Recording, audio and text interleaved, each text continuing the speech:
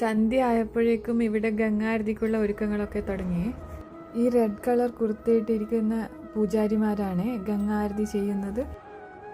സന്ധ്യ ആയപ്പോഴേക്കും ഇവിടെയൊക്കെ നല്ല തിരക്ക് കൂടാൻ തുടങ്ങി. ആൾക്കാരൊക്കെ ഇവിടെ സീറ്റ് പിടിക്കാൻ വേണ്ടി വന്നിരിക്കാനൊക്കെ തുടങ്ങി. ഈ ആൾക്കാർ മുഴുവൻ ഗംഗാരതി കാണാൻ വേണ്ടി വന്നിട്ടുള്ളവരാണ്. സന്ധ്യ ആയപ്പോഴേക്കും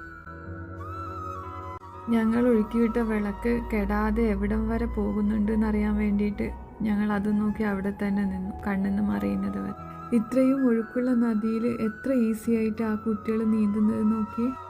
ഗംഗാരതിൻ്റെ എല്ലാ വീഡിയോയിലും ഉണ്ടല്ലോ, ഈ പൂജാരിയെ ഞാൻ എപ്പോഴും കാണാറുണ്ട്.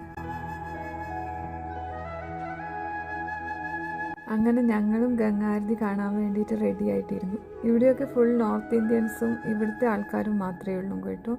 ഒരൊറ്റ മലയാളികളോ സൗത്ത് ഇന്ത്യൻസിനെ ആരെയും ഞങ്ങളിവിടെ ഒന്നും കണ്ടില്ല.